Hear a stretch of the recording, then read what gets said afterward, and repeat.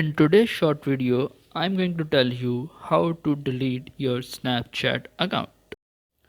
Snapchat make it very difficult to find this, so I'm making this quick video to show you how to do it. A few moments later.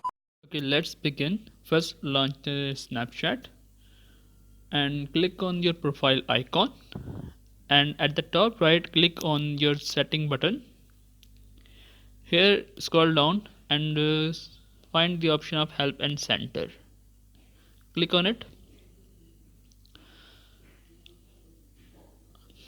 Here click on the my account and security.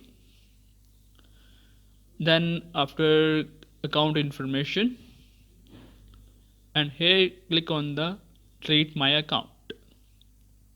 This page is going to tell you what happened to your account. Your account is going to be deactivated for 30 days and then it will be deleted permanently. It also describes how to deactivate your Snapchat account. So here you have to click on the account portal. This leads to the page where you delete your Snapchat account. So here we are.